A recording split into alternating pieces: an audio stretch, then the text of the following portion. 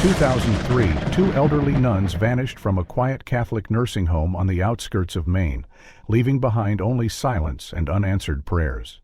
For 2 decades, no one could explain their disappearances until the nun's estranged son repaired her old radio and at 3 a.m. on a Sunday heard a voice he thought he'd never hear again. The storm that night didn't come with thunder, only silence and flickers of light.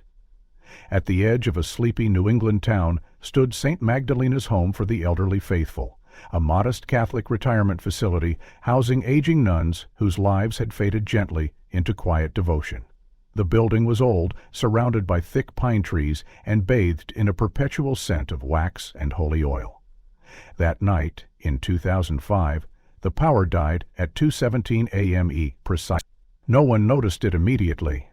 The backup generator failed to kick in, likely due to neglect or corrosion, and the hallways slipped into a hushed, velvet blackness. Wind whispered through loose window panes. It was only in the early hours, when Sister Clara made her usual rounds, that anyone sensed something was wrong. Room 6B, where Sister Agnes and Sister Miriam resided together for the past 12 years, was eerily open. Not unlocked, open. The door stood ajar just enough for the flicker of Sister Clara's flashlight to dance across 2 neatly made beds, a wooden crucifix above the headboards, and 2 pairs of house clippers lined up precisely by the nightstand. It was as if the room had been frozen in time, untouched, but there were no signs of the sisters. No signs of a struggle, no overturned chairs or open windows, just silence. On the small prayer table between the beds lay a folded sheet of paper, aged and yellow like something that had waited too long to be read.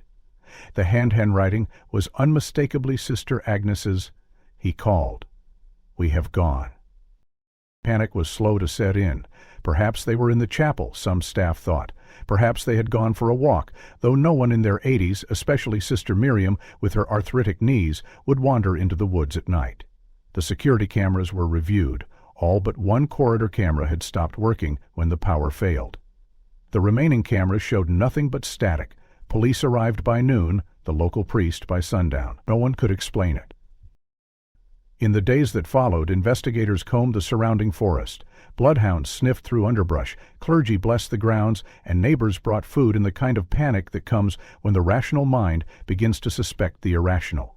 But not a single footprint had been found, no broken branches or scent trails, nothing. It was as though Sister Agnes and Sister Miriam had been raptured away, carried off by some unseeing grace or Their families were notified. For Sister Miriam, that meant only one person, her estranged son, Jonah. The call reached him in Brooklyn, where he worked as a sound engineer for a small radio production company. Jonah hadn't spoken to his mother in over a decade. Their last conversation ended with bitterness and scripture. Her faith, his fury. Still, he took the call. He didn't cry. He simply thanked the officer and hung up. In the weeks that followed, Jonah did something he hadn't done in years. He searched her name online. The story had spread further than he expected. 2 elderly nuns vanish without a trace. There were interviews with locals, blurred photographs of the home, and speculation from the conspiracy-minded. Jonah shut his laptop and said nothing to his co-workers. It wasn't denial, not exactly. It was a familiar numbness. She had left him once before. This was just more permanent. Back at St. Magdalena's, the staff left the sisters' room untouched. Not out of preservation, but fear. Something unspoken hung in the air, and the other residents refused to speak their names after sunset. The chapel candles were lit daily for them, but the flame never seemed to last past midnight. One morning, Father Dillon found a pair of fresh rose petals on the altar, though no flowers had been placed there in weeks. Or called, he murmured to himself. Perhaps they answered. 20 years passed. The story faded, first from headlines, then from memories. Staff changed. Residents passed away. St. Magdalena's slowly emptied, becoming less a sanctuary and more a relic.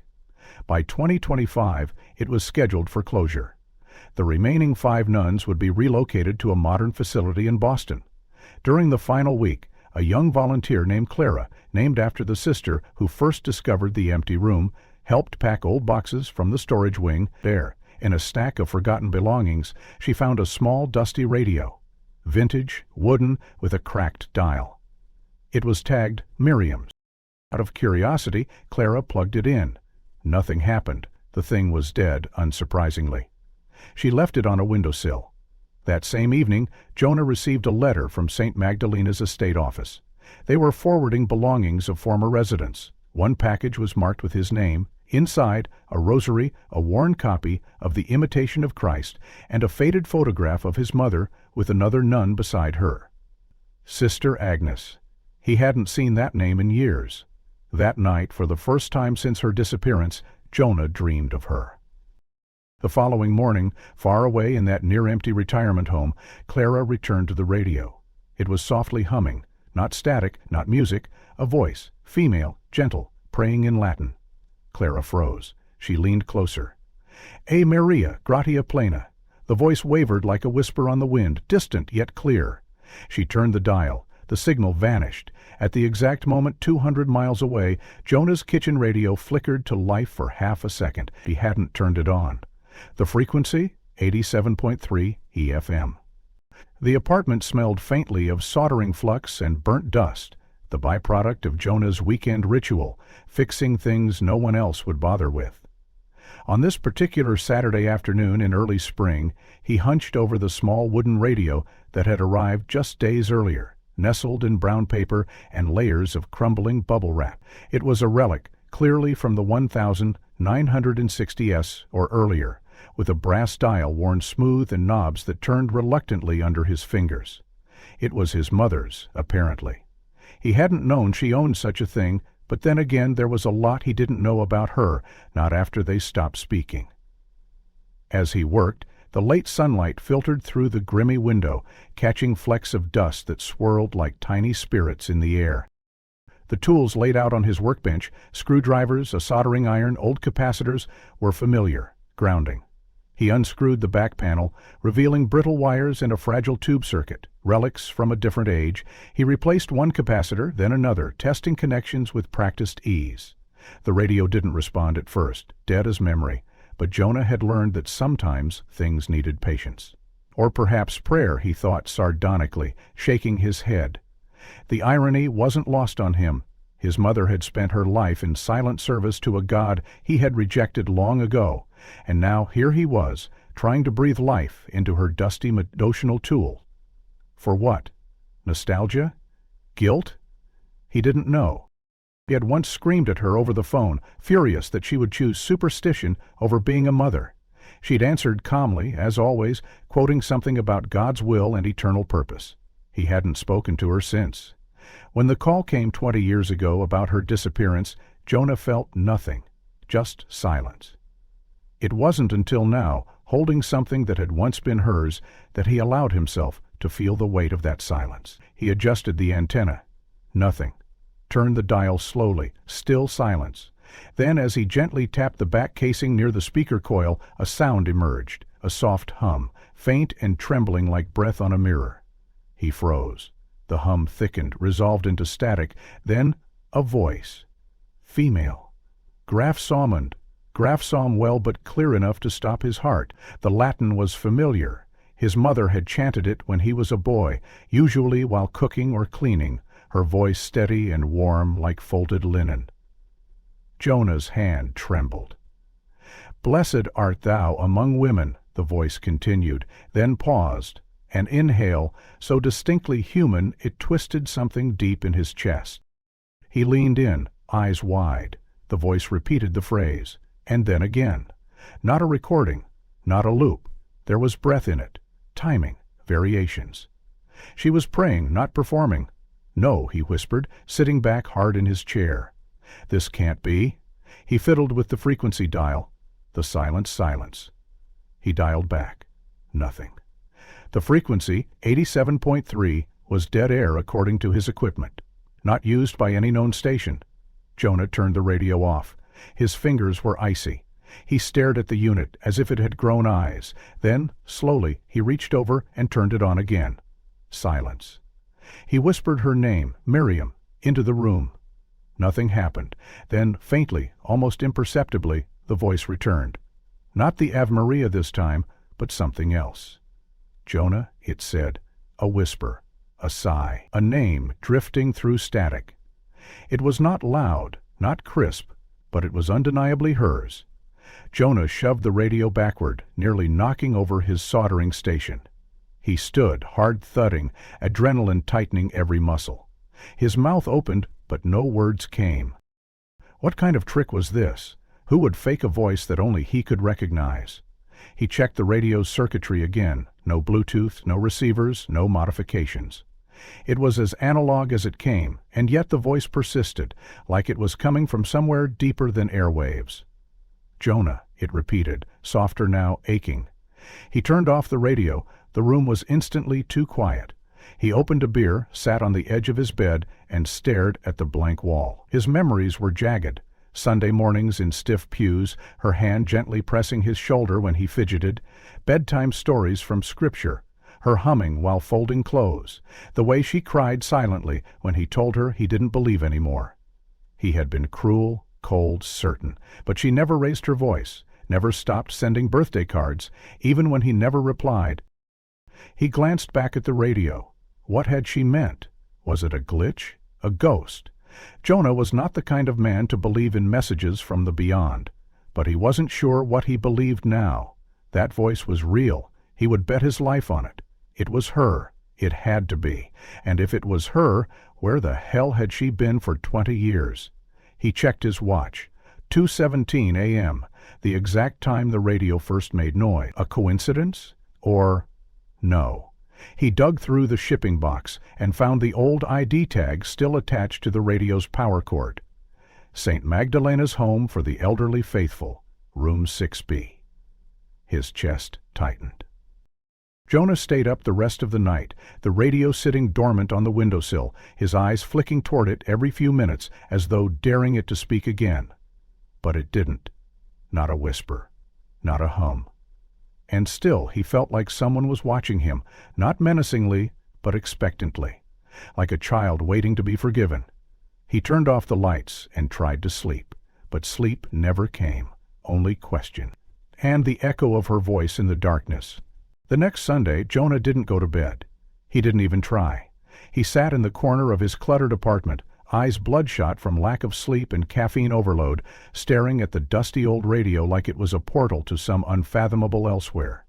Since the voice first emerged, the radio had remained utterly silent throughout the week. No hums, no whispers, no chants, despite his repeated efforts to tinkering and tuning. It had refused to play, as if waiting for a very specific cue, one Jonah didn't yet understand. But he wasn't the same man who dismissed strange things as faulty circuits anymore. He had grown afraid of silence in a different way now. As the clock neared 3:00 a.m. that Sunday, Jonah sat alone, the lights off, the only illumination coming from the dull orange glow of the power light on the radio. 2:59, the second hand on his watch trembled. A deep quiet had settled into the room, as if the very air had paused to listen. Then, with a soft click, the radio came to life. A single static breath whispered through the speaker, and then, there she was again. Ave Maria gratia plena. The voice was not a recording. It lived. It moved. He felt her breath between the syllables, the weary edge to her tone, the human tremor in the word Dominius. This happened every Sunday, he would later discover, but only at exactly 3:00 a.m., and only on one frequency, 87.3 FM. He tested this repeatedly, moving the radio to other rooms, trying other antennas, even taking it once to his friend Olivia's garage. No change. The voice appeared only on that frequency, and only on the hour of 3:00 a.m. sharp, every Sunday, never before, never after. And the rest of the time, the frequency was pure dead air. He called the FCC, who told him the frequency was technically unused in that region. He called the local diocese, who responded with polite confusion. He even took it to a sound engineer, who insisted it must be a prank. A short-wave pirate broadcast, maybe a hoax, he'd said, but the engineer had no explanation for how a completely analog radio with zero modern components could be receiving anything at all. No transmitters, no Bluetooth, no mods. He didn't tell anyone what she said next. It wasn't until the third Sunday that the voice changed. He was sitting with his usual anxious tension, eyes locked on the dial, when instead of the usual "A Maria," the voice paused. A beat longer than usual. Then, in a whisper so intimate it felt like a caress against his soul, she said, "If you forgive, you will see the truth." Jonah froze. His blood turned cold, breath caught mid-inhale. He had told no one, absolutely no one, about the things he regretted, about the final words he screamed at her 20 years ago, about the fact that he never once apologized. And yet, here was that voice, hers, undeniably hers, telling him exactly what he was not ready to hear. Forgive. It wasn't an order, it was a key. The voice repeated it, as if aware of his disbelief. If you forgive, you will see the truth. And then the broadcast ended. Static returned, hollow and empty. Jonah sat for hours afterward, unable to move. The apartment seemed smaller somehow, the shadows thicker. He had always been a man of logic, of process, of evidence. But evidence didn't help him now. What was forgiveness anyway? An abstract concept used by priests and therapists to paper over real wounds. But the voice had sounded like someone who understood suffering, who had waited 20 years in silence, who still had more to say. And so he asked himself, what did she mean by truth? And more importantly, what would it cost to unlock it? That week, he attempted to live normally, but everything felt dimmed. The clients at his repair shop seemed distant, the errands robotic. He would lie awake at night, wondering whether his mother's voice would ever say more. And by Friday, he began to consider something he'd never considered seriously before. What if she was alive? No rational theory could explain the specificity, the precision of the signal. A ham radio enthusiast who tried to offer explanations about bounce signals, atmospheric anomalies, but even he seemed baffled that the voice always returned at the exact same hour on a frequency with no known licensed holder. Jonah began preparing early on Saturday. He cleared the apartment, lit candles, not out of superstition but out of reverence. He made tea, cleaned the radio, and sat cross-legged on the rug, the device placed gently before him. When 3 o'clock langer came, the radio again clicked softly, and the voice emerged, not chanting this time, but breathing. "Jonah," a pause. He blinked, leaning forward, heart racing. "Forgive," she said again, "and you will see." He found himself whispering, "Forgive what? You? Me?" The radio crackled slightly, then went silent. No response. Jonah turned it off and sat in the dark. What did she mean? That he needed to forgive her for leaving him, for choosing God over him? Or was it himself he needed to forgive for the years of resentment, the pride, the silence? His thoughts spiraled. The apartment grew too small, too claustrophobic. He needed air. Jonah stepped outside, the night air sharp and clean. The city was quiet at that hour, just a distant siren and the hum of a passing car. He walked aimlessly for blocks before finding himself in front of a closed church, St. Dominic's, the same one his mother had taken him to as a child. The stained glass windows were dark, the front steps bathed in moonlight. Without thinking, he sat on the cold stone steps and closed his eyes. "I don't know what you want," he whispered into the silence, "but I'm listening." Inside the church, a faint light flickered once behind the altar. Jonah didn't see it. Not yet. The following Monday, Jonah couldn't stop thinking about the flicker of light he saw through the church's stained glass window. It had lasted only a second, brief enough to be ignored, but long enough to be remembered. He returned home, turned on the radio, but for the first time in weeks, there was only static. It disturbed him more than he expected. He felt as if she had gone silent not out of absence, but because she was waiting for him to take a step. "Forgive and you will see," she had said.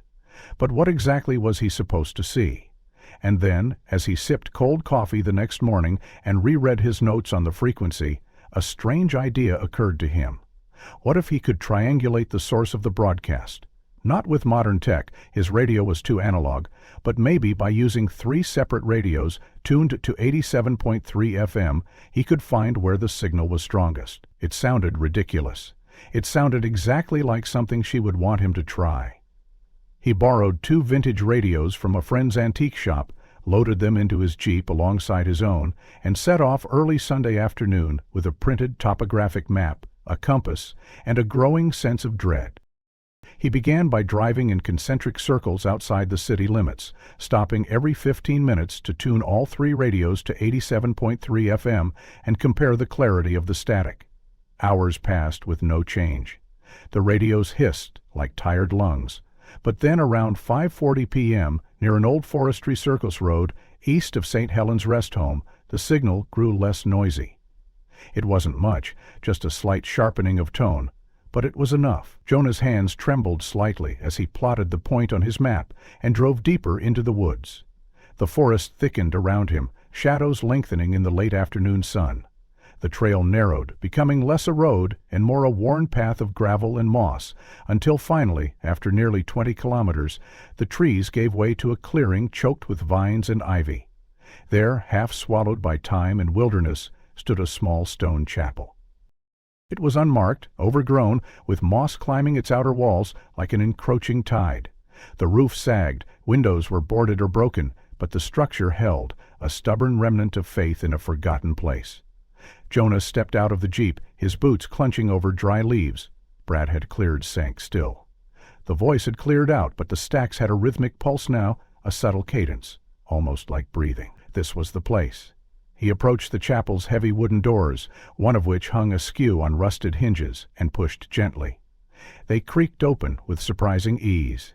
Inside, the chapel was choked with dust and silence. Pews rotted in place, the altar was cracked, and long dab candles still stood in holders like mournful sentries. The smell of mildew and damp stone hung thick in the air, and yet, despite the decay, something felt preserved here. Jonah stepped forward slowly, sweeping his flashlight across the nave. On the right wall, a faded tapestry clung stubbornly to stone. On the floor, scattered hingements, brittle with age. But it was on the left side, near what must have once been the vestry, that he found the photo. It lay face down beneath a collapsed chair, the edges curled, the surface caked in dust. He lifted it carefully and turned it over. His breath caught. There, unmistakably, was his mother, Sister Miriam, standing beside another nun, older, thinner, with sharp features and a warm smile. Behind them, the mouth of a stone stairwell descended into shadow. Over the stairwell's entrance, a wooden beam bore an inscription he could barely make out. Domus Misericordia. But what made Jonah freeze wasn't just the image. It was the heavy cement slab clearly sealing the stairwell shut, cracks running through it, lines of gray mortar oozing like scars. Someone had sealed it intentionally. Recently. The back of the photo had faded writing, barely legible. May God protect what lies beneath. He stared at it for a long time, trying to decipher what it meant. Why had his mother been here? Why had this stairwell been closed off? And more importantly, what exactly were they trying to keep in? Or out? A soft sound broke the silence then. Not from the photo, not from outside, but from the small transistor radio still clutched in Jonah's left hand. The static shifted, cleared. And just for a moment, just a flicker between noise and nothing, came the voice again. You're near now, forgive her. Then it vanished. Jonah stood frozen, the photo trembling slightly in his hands. His mother had been here, and now her voice was asking him to forgive someone else? Forgive who? He whispered aloud. His eyes drifted back to the nun beside his mother in the photo. She didn't look familiar. She could have been anyone, but something about her posture, protective, maybe even apologetic, struck him. He scanned the chapel once more, shining his light along the stone walls beneath the ruined pews. Behind the altar, the floor bore a crack that looked out of place, too symmetrical, too deliberate. He moved aside the crumbling cloth and found a hidden hatch, wooden, reinforced with iron. But it didn't open. No handle, no hinges, just a blank slab. Sealed. Jonah turned back to the photo. He traced the cement in the image with his finger, then examined the lines beneath his feet. Same pattern, same seal. Whatever had been buried here was still here, beneath his boots, beneath the altar. The House of Mercy had hidden something, someone, and now the voice was guiding him not just to it, but perhaps to a truth he wasn't prepared to face. Jonah stood motionless, the photograph still clutched in his hand, his eyes fixed on the cracks behind the altar. The floor there had shifted slightly, the cement uneven, as though something beneath had strained against its confinement for years. But more striking than the floor was the sense of intentional concealment, the way the surrounding stone had been arranged to draw no attention, the symmetry too perfect, too staged. With each breath he took, the air felt thicker, heavier, and tinged with something old. Dust, yes, but layered with incense long forgotten and prayers long unanswered. He stepped around the broken cloth that had once veiled the altar and gently pressed his hand against the stone. Cold, unyielding. Still, he felt a vibration, faint as breath, like something waiting. When his flashlight flicked again, briefly illuminating a recess in the wall to the left of the altar, Jonah moved toward it. A heavy wooden crucifix leaned against the wall, shattered across its lower half. It was large, almost 6 feet, and must have once been affixed above the altar. Its fall had not been kind. One arm of Christ was missing, the face worn smooth with time or deliberate abrasion. He knelt, hands grasping the splintered beam to move it aside. The wood was damp, partially rotted, but not beyond shifting. As he pulled, the crucifix scraped the stone with a groan like a long-held breath escaping. Beneath it, obscured for decades, was a narrow passage no more than shoulder-wide, shrouded in darkness. Jonah brought his flashlight down, angling it inward. The tunnel didn't descend sharply, but its slope was unmistakable, a slow incline downward into the earth beneath the chapel. Just inside the threshold, etched into the stone lintel above the entrance, were 7 small words, barely visible beneath a smear of ash and mildew. He wiped it clean with his sleeve and squinted, reading aloud, "Where he called my name, I remain." He didn't know why, but the words struck something buried inside him. The phrasing, almost a vow, was both beautiful and chilling. His mother had once told him something similar during his angry teenage years, back when he accused her of abandoning him for her God. "Where he calls, I must stay," she'd whispered through tears when he slammed the door and walked away. The memory washed over him like cold rain, the kind that stings. And now, decades later, here were the words again, carved in stone, waiting for him like a response. With effort, he crawled partway into the passage, noting the shift in air immediately, cooler, damper, and laced with the faintest trace of burnt wax and aged wood. The walls were rough, natural in some places, suggesting they had either been carved by hand or adapted from an existing fissure in the bedrock. He didn't venture further just yet. Instead, he backed out and searched the surrounding area for tools or clues, anything that might give him context. Behind the altar, partially buried beneath a rotted cloth, he found a rusted candlestick, and beside it, a worn leather-bound missal. The binding had rotted away, but inside, pressed between its brittle pages, was a yellowed page from a newspaper. It was dated 1984 and described the sudden closing of St. Agnes Convalescent Retreat, a place Jonah had never heard of. The article mentioned concerns about safety violations and mysterious staff resignations, but it was the final paragraph that chilled him. The property, located adjacent to St. Helens Forest Preserve, is rumored to have housed a secret order of cloistered nuns, following a different rule. Local records remain unclear. Investigations halted. That was the same year his mother stopped writing, the same year she vanished from his life completely. He folded the clipping and placed it in his jacket pocket. His mind buzzed with questions. Why had no one ever spoken of this place? What was the different rule the article mentioned? Why would his mother be involved in something like that? And why had the church sealed the chapel so deliberately? Back at the passage, Jonah turned his attention to the floor. Dust lay thick, untouched for decades, but near the mouth of the tunnel it thinned unnaturally, like it had been swept deliberately. He leaned closer and spotted it, small lines carved faintly into the stone, not random scratches, but purposeful etchings, letters in Latin. His mother had taught him Latin when he was young, back when he thought it was a game, some secret code between just the two of them. He mouthed the words now, reading them slowly. Ad tenebris pro lumini, toward darkness for the light. It was a declaration, a reason, a choice. He ran his fingers over the grooves, half worn with time, and then rose, determination swelling. Whatever had been hidden here, whatever vow had been made in this forgotten place, it wasn't just about mystery or faith. It was about someone who had once been his mother, a woman whose devotion he had never understood, but whose voice now called to him through static and dream. He moved back into the passage, this time deeper, pounding. 10 feet in, the tunnel widened slightly, just enough for a person to crouch comfortably. The walls bore marks, some chalk, some carved. Prayers, names, symbols he didn't recognize. A shrine of sorts appeared next, a small alcove carved into the side, filled with melted candle stubs and a single wooden rosary wrapped around a crucifix carved from bone. Jonah didn't dare touch it. He simply stared, breath shallow.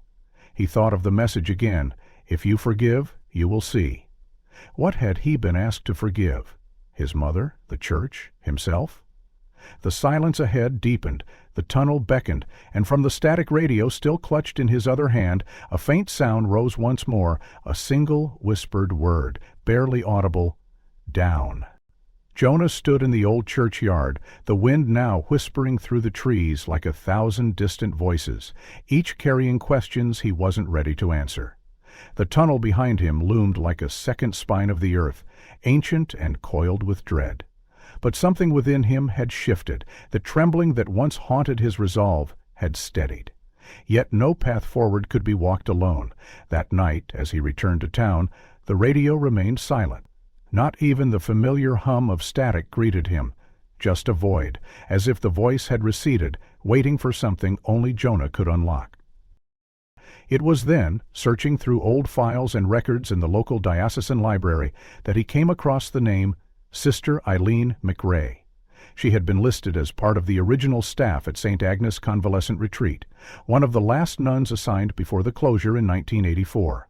No obituary, no transfer record, just a footnote on a transfer list that had been crossed out in red pen, then rewritten with the note.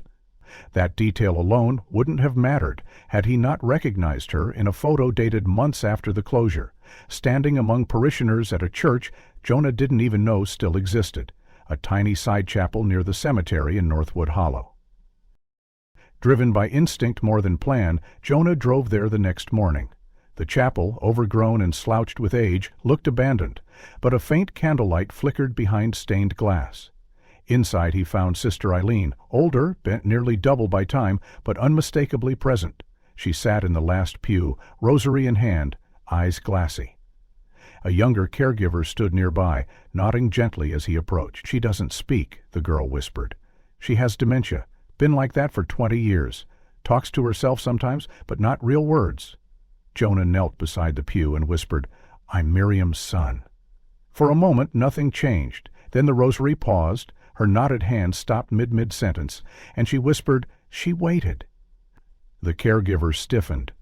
"She hasn't spoken like that, ever." Jonah leaned closer, heart pounding. "Who waited, sister?" he asked softly. "Where is she?" Sister Eileen didn't respond right away. She seemed to weigh his presence, measure the sincerity in his voice. Then, barely audible, she said, "They never vanished. They were taken." "Taken by who?" Jonah urged. Her eyes flicked toward the chapel doors, then the shadows near the altar. "The man in gray." He came in silence. Always the third Sunday. Gray robes, a voice like silk over stone. Jonah's blood chilled. What did he want? She shook her head slightly. Faith, obedience, suffering. He said they had been chosen. For what? Her eyes welled with tears. "I didn't ask. I was afraid. So I pretended. Played senile. It kept me safe." Her breathing grew more ragged, and Jonah gestured for water, but the caregiver was already holding a glass near her lips. "Do you know where they went?" Jonah asked. "Did he take them underground?" A tear traced down her cheek. "To the foundation, beneath the stone, where the light ends." "The chapel?" Jonah pressed. "Yes," she rasped. "He built it over something old, said it was older than Rome. Before the church, before names." Jonah's pulse thundered. "And you stayed quiet all these years?" "There was no one to tell," she said, suddenly lucid. "No one who would believe." "I believe," Jonah said. "I found the tunnel. I heard my mother's voice." At this, Sister Eileen gripped his arm, surprisingly strong. "Then you must finish it. The veil is thinnest when the Ave rings before dawn. You must be there. Sunday. 3 o'clock? What happens at that hour? The gate opens, she whispered. It only stays for moments, then it's sealed again. Her fingers trembled. I saw them once, through the iron grate, faces pale, singing. He said they were with God. But their eyes... She shivered violently. Their eyes were full of pleading. Jonah sat in stunned silence. The caregiver hovered, speechless. Finally, Sister Eileen turned her head slowly and looked at the crucifix above the altar. We sang to cover the cries. We kept faith to numb the guilt, but they never forgot, and now neither can we. Her voice faded into soft murmuring, the rhythm of a forgotten hymn on her tongue. Jonah looked at the caregiver, who simply nodded, her expression awestruck. As Jonah stood to leave, Sister Eileen spoke again, eyes distant. Follow the bells. They'll ring for the living and the lost. And then, as if her body had been waiting for that one last message, she went silent. Not dead, just returned to the state she'd used to survive. He was real.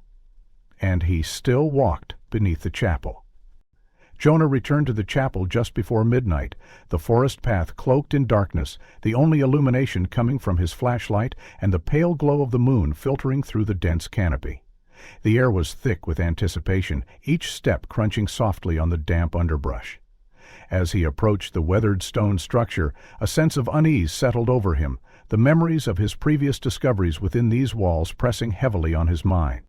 Pushing open the creaking wooden door, he stepped inside, the familiar scent of aged wood and mildew greeting him. The interior was silent, save for the faint rustle of leaves outside. He moved cautiously, his flashlight beam dancing across the decaying pews and cracked stone floor. Reaching the altar, he paused, recalling the hidden passage he had uncovered days earlier. But tonight, something felt different. Suddenly, a soft, melodic chant echoed faintly through the chapel, seemingly emanating from beneath the floor. Jonah's heart raced as he strained to listen. The ethereal voices recited prayers in Latin, their cadence slow and deliberate, creating an otherworldly atmosphere that sent chills down his spine. Determined to locate the source, he scanned the floor for any irregularities. Near the rear of the chapel, his flashlight revealed a slightly raised stone slab, its edges worn but distinct. Kneeling, he brushed away the accumulated dust and debris, revealing a small iron ring embedded in the center. Gripping the ring, he pulled with effort, the slab groaning as it shifted, revealing a narrow staircase descending into darkness. The chanting grew louder as he descended, the air becoming cooler and more oppressive with each step. The stone walls were damp, the scent of earth and decay intensifying. At the bottom, he entered a small chamber, dimly lit by the flickering glow of a single candle. In the center stood an antique radio transmitter, its dials and switches illuminated by the candlelight. The device emitted a low hum, the source of the mysterious broadcast. Jonah approached cautiously, examining the transmitter. It appeared to be in pristine condition despite its age. The chanting continued, now clearly coming from the radio's speaker. He reached out, adjusting the frequency dial, but the voices persisted, unaffected by his interference. It was as if the device operated independently, untouched by time or decay. As he stood in the dim chamber, the realization struck him. This transmitter was the origin of the broadcasts he had been receiving at 3 a.m. every Sunday. The voices, the messages, they all stemmed from this hidden room beneath the chapel. The implications were staggering. Who had set this up? And why? Suddenly, the chanting ceased, replaced by a single, clear voice. Jonah, forgive. The word echoed through the chamber, resonating deep within him. He staggered back, the weight of the revelation pressing upon him. This was no ordinary transmission. It was a message directed specifically at him. He turned, his flashlight beam revealing a series of old photographs pinned to the wall. Images of nuns, including his mother, Sister Miriam, and another woman he didn't recognize. They stood before the very transmitter now before him, their expressions solemn. Notes and annotations accompanied the photos, detailing dates and cryptic messages. Jonah's mind raced, piecing together the fragments of information. The chamber, the transmitter, the messages, they were all part of a larger puzzle, one that connected his mother, the mysterious disappearances, and the enigmatic broadcasts. He knew he had to delve deeper to uncover the truth hidden within these walls. As he stood amidst the relics of the past, the radio crackled once more, the voice repeating, "Jonah, forgive." The words hung in the air, a haunting reminder of the path he had yet to walk. Jonah stood in the dimly lit chamber, the antique radio's soft hum fading into the background, as his eyes settled on a weathered, leather-bound journal resting atop a dust-covered table. The air was thick with the scent of aged paper and mildew, a testament to the years that had passed since anyone had last ventured into this hidden sanctuary. He reached out, fingers trembling, and gently opened the journal, revealing pages filled with meticulous handwriting that bore the unmistakable touch of his mother's pen. The entries began with reflections on faith and devotion, but as he turned the pages, the tone shifted, revealing a narrative steeped in guilt and sorrow. Sister Miriam recounted the events of a tumultuous time during the war, a period marked by fear and moral compromise. She and Sister Agnes had been faced with an unthinkable decision: to protect a powerful priest accused of unspeakable acts, or to expose the truth and risk the collapse of their community. The journal detailed how they had chosen to remain silent, delivering a child, Jonah himself, into the hands of the priest under the guise of obedience and sacrifice. The weight of this decision had haunted them, leading them to retreat into the depths of the chapel's hidden chamber, seeking penance through isolation and prayer. Jonah's heart pounded as he absorbed the revelations, each word a dagger piercing the veil of his past. The realization that his own mother had been complicit in such a betrayal was almost too much to bear. Yet, within the pages, he also found expressions of remorse and a desperate longing for forgiveness. As he continued reading, the entries became more fragmented, the handwriting shaky and uneven. Sister Miriam described visions and voices, messages she believed were divine, urging her to atone for her sins. She wrote of the radio transmitter, a device she had used to broadcast prayers and confessions into the ether, hoping that somehow her words would reach her son and offer a path to reconciliation. Jonah closed the journal, tears streaming down his face. The chamber, once a place of mystery, now felt like a tomb of secrets and sorrow. He looked around, the flickering candlelight casting shadows that danced along the stone walls. The silence was deafening, broken only by the soft crackle of the radio. He knew that the journey ahead would not be easy, that confronting the truths buried within these walls would demand strength and compassion. But in that moment, amidst the echoes of the past, Jonah felt a flicker of hope, a chance to heal the wounds that had festered for decades, and to finally bring light to the darkness that had consumed his family's legacy. Jonah stood in the dimly lit chamber, the soft hum of the antique radio transmitter filling the space with a haunting presence. The air was thick with the scent of aged paper and the faint aroma of candle wax, remnants of a life once lived in solitude and penance. As he approached the wooden table, his eyes were drawn to a neatly stacked pile of journals, their leather covers worn and pages yellowed with time. He reached out, fingers trembling, and picked up the topmost journal. Opening it carefully, he began to read the meticulous handwriting that chronicled the daily rituals of Sister Miriam and Sister Agnes. The entries detailed their unwavering commitment to a life of asceticism, marked by fasting, prayer, and the recording of their devotions onto magnetic tapes. Each day they would rise before dawn, their voices harmonizing in sacred chants that echoed through the underground chamber. The journals revealed the depth of their remorse for past transgressions, particularly the heart-wrenching decision to surrender a child, Jonah himself, to protect a priest who had abused his position of power. This act of betrayal had driven them to seek redemption through a life of seclusion and spiritual discipline. As Jonah delved deeper into the journals, he discovered that Sister Miriam had passed away 5 years prior, her final entry expressing hope that their penance would one day bring peace to the soul of the child they had wronged. Sister Agnes, despite her advancing age and frailty, had continued their daily rituals, maintaining the broadcasts as a testament to their enduring faith and contrition. The final journal entry, dated just a few months ago, was penned in a shaky hand. It spoke of Sister Agnes's failing health and her decision to set the radio transmitter to operate automatically, ensuring that their prayers would continue to reach the world above even after her passing. The entry concluded with a plea for forgiveness and a hope that their voices would guide Jonah back to the light. Jonah's heart ached as he absorbed the weight of their sacrifices and the depth of their remorse. The realization that the voices he had heard were not supernatural echoes, but the recorded prayers of his mother and sister Agnes, filled him with a profound sense of sorrow and understanding. He felt a renewed connection to his mother, her voice transcending the barriers of time and death to reach him in his moment of need. As he stood in the chamber, surrounded by the tangible remnants of their devotion, Jonah felt a sense of closure begin to take root. The path to healing would be long, but the knowledge of their love and repentance provided a foundation upon which he could begin to rebuild. In the days following his discovery, Jonah found himself transformed by a calm purpose he hadn't known in years. The pain, confusion, and spiritual void that had haunted him since childhood had begun to settle into something more focused, a resolve rooted in compassion. The journals he had unearthed were carefully preserved and entrusted to the diocese, their contents forming the foundation of what would soon become both a site of remembrance and a testament to redemption. Jonah reached out to the local parish, contacting the same priest who had helped him navigate his mother's mysterious past. With quiet reverence, they made arrangements to retrieve the remains of Sister Miriam and Sister Agnes.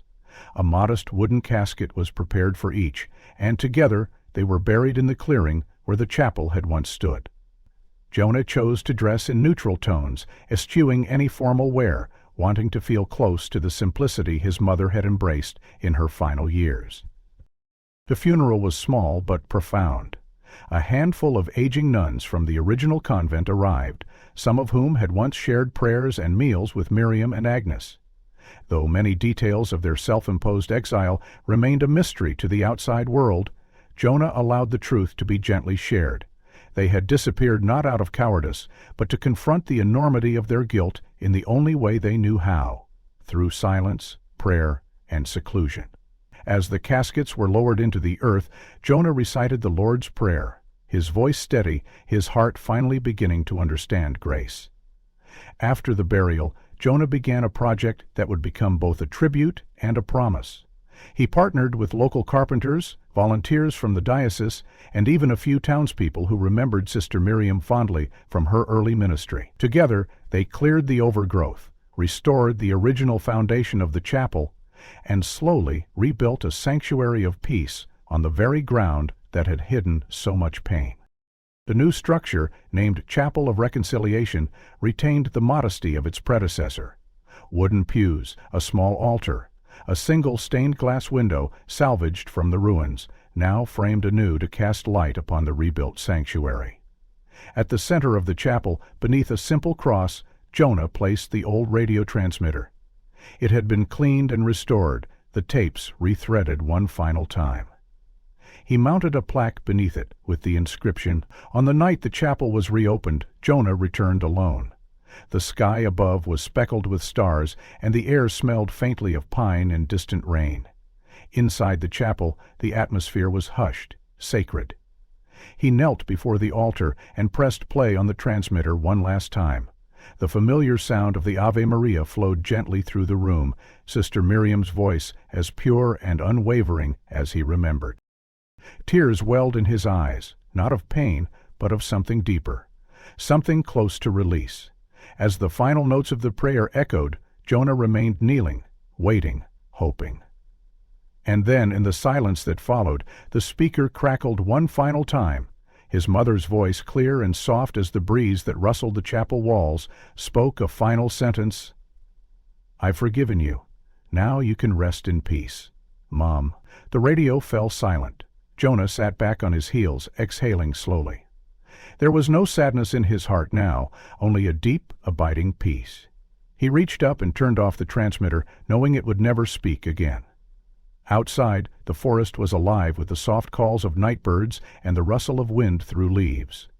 As he stepped from the chapel, the door creaked slightly behind him and closed with a gentle finality.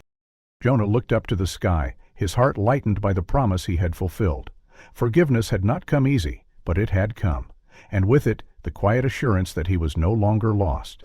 He walked home beneath the stars, the night no longer feeling empty, but filled with presence. If this story moved you, consider subscribing to the channel for more haunting tales of truth, mystery, and redemption. Did any moment in particular strike you the most? What do you think truly happened during those 20 silent years? And by the way, where in the world are you watching from? Drop a comment and let's talk.